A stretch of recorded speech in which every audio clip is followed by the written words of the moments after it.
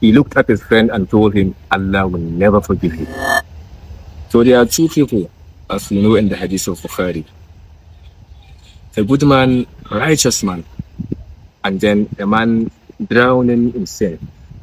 This good man always meets his brother and tells him, change your ways, repent.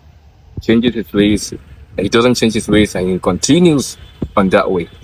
The righteous man got tired of always admonishing his friend and told him, Wallahi, lan yaghfirallahu lak, Allah will never forgive you. So Allah revealed this statement, Man dhallati yata'alla alayya alla akra li fulan, faqad kafartu li fulanin wa ahbabtu amali. Who is the one swearing by me? Allah stated that I will not forgive so and so. I have forgiven so and so, and you have ruined all your deeds.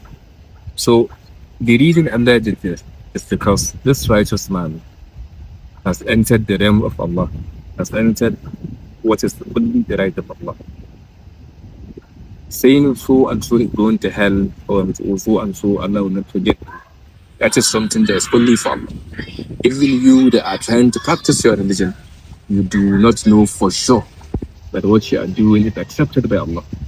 And that's why Abdullah, one of the companions of the Prophet, stated that if I knew that one of my deeds is accepted, I would have become the happiest man on earth.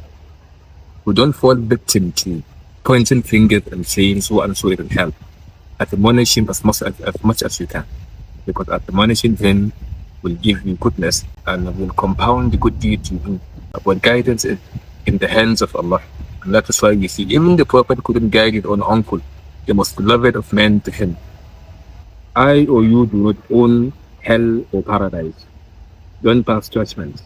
Admonish as much as you can, and hope that Allah accepts us in His favor and His mercy. Wassalamu alaikum wa rahmatullah.